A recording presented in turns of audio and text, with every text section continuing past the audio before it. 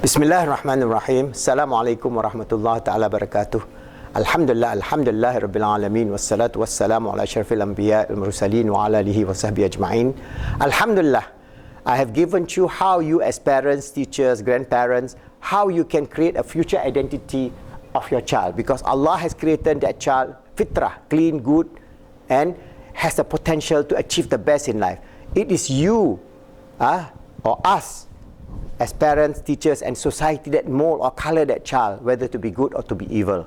So it is important for us, even in the worst of circumstances, in the environmental situation where we are living in slums, we are living where there are drug addiction, there are social problems, there are so many things that are so negative in many places of the world, whether it's in the Islamic world or in the Western world. We can see this going on, being played over and over again. As a result, this child, if it is not brought up well, the fitrah is destroyed, and they become gang members, they become drug pushers, they become thieves and suicide bombers and all kind of things that is disruptive to the potential of that child. So remember, stage 1 is the most crucial thing, and that's why in our Khalifa method and in our positive Islamic psychology, we emphasize on this first.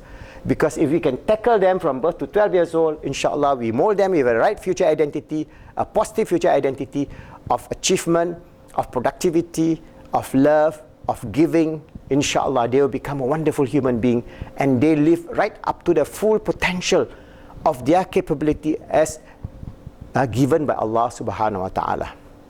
How do we explain this?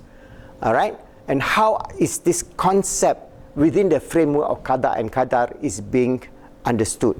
There are many ideas to it, but I'm just giving you a little chart of how you can actually direct your future identity based on the circumstances that you're on, and based on the environmental input, the social input, and your inner speech, as I see in our positive Islamic psychology model, and how you can mold your direction to become an achiever in life. I'm giving you a little chart, okay, for you to realize how this is being played. All right? Assuming you are going through life, okay? This is your baseline, all right? This is positive. This is negative. This is birth, all right? And this is your potentiality. So potential to be positive, potential to be negative. Assuming, all right, you start life, you're born in a slum where there are a lot of gangsters, a lot of drug addicts, and so you start negative. It's below. So your life could be negative, and then the trend could be you get worse, and then you become a drug addict, and then you go to prison, and then you die as a drug pusher or whatever it is, being hung for that. So it could be that way. All right, this is choice one. But it could be that you are born in a slum and in a poor area. Your parents play an important role. In my case, I remember my parents were very, very strict, and they didn't allow me to just free play like any other children. I was sent to the school in the morning, public school, and I was sent to the madrasa in the afternoon. So I have 2 schools to go, and I walk 3 kilometers to the primary school, back again, 3 kilometers, 4 kilometers to the madrasa, and back again. And by the time I come back, it's almost 6 o'clock. I'm allowed to play football, whatever I want to play with other kids. And then before Maghrib, just before Maghrib, I have to go home, all right, and do my homework and start the whole cycle again. So I have a full life, all right. Saturday and Sunday, yes, I can enjoy myself, go fishing, go swimming, go catch spiders, and whatever every children would like to do. But the thing is, the parent is very important. So even the parent come from a slum area, they mold a child. And I remember my mother would put me on her lap, and because we are poor, she will have old magazines with pictures. I could not afford books. We could not afford books, but there are pictures of some political leaders or some people here or some bridge or some London Tower, whatever. And then she explained to me. I was on her lap, and she reads in Jawi script. She only went to 3 years of school, and she could only read the Jawi Malay script, not even the Latin script. And it was important for me. That moment was so important to me. Not only I had bonding with my mother, but I learned the ideal of reading. The idea that reading expands your knowledge. So my mother was very influential in bringing up to love reading. Until I grew up, all the time I was reading. And even today, the reading habit is infused in me. Every day, I could not sleep unless I read a passage or a page or two everywhere. So it becomes part of my life. Where does it begin?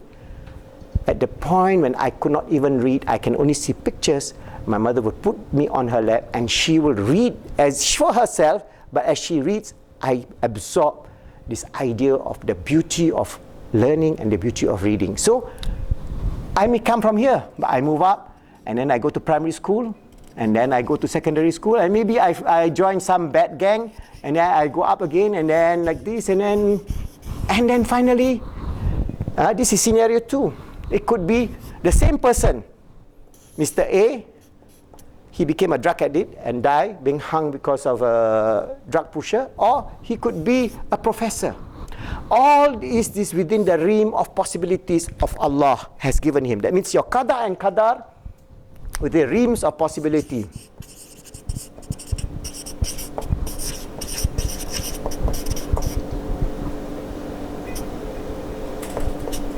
Realms of possibility, yeah? So Allah has given you that realm. The choice you make differs. Each and every one of us differ. So some people may come from here, come from a very rich, well-to-do family. Everything was given, everything just like our millennial now. Everything that they have handphone, they have motorcycles, they have cars. You name it, they have it. All right, and then they go to university, but then they join the wrong gang, and then they become a drug addict, and then they end up exactly the same. All right, so Mr. B started as a fantastic family life.